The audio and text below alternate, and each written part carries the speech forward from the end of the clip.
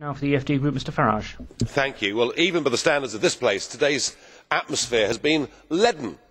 You know, a great global political leader, Mr Barroso, comes along, and out of 750 members, 44 people turn up to listen. Why is that? Well, I've noticed something.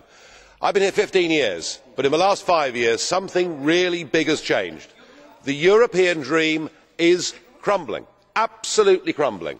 There are a few maniacs in the front row here and in your Commission who, of course, still want a United States of Europe, but actually out there in the Member States they don't, and most of the MEPs here, yeah, they want a job, yes, they want to get re-elected, but the enthusiasm for this project is dying. Why? Well, you've made two big mistakes.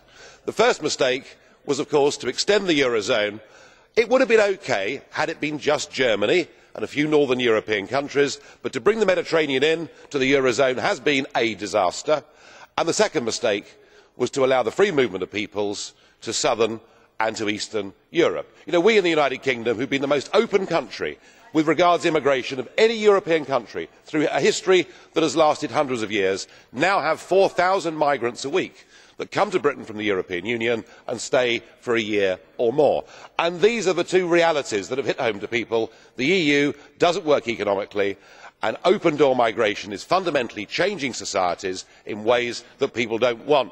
And to listen to the economics, Mr Barroso, you talked today about the possibility of an industrial renaissance in Europe, which sounded good.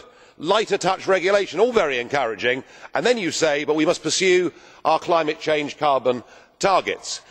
The Americans have gone for shale gas and reduced energy prices. The Chinese are digging up coal in quantities we can't fathom and building just their 2 coal-fired power stations every week. This policy of economic unilateralism on climate change, that's what's destroying jobs in Europe, and the electors are going to have a chance in 72 days' time to give their verdict. I suspect the next European Parliament will be very much more exciting than this one's been this morning. Frau McGuinness, bitte. Ms McGuinness.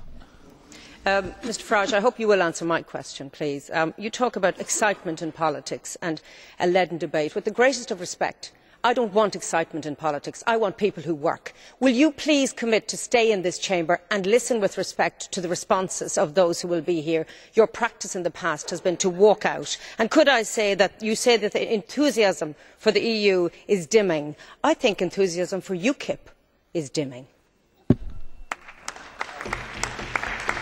Well, had there been a proper question there, I might try to answer it.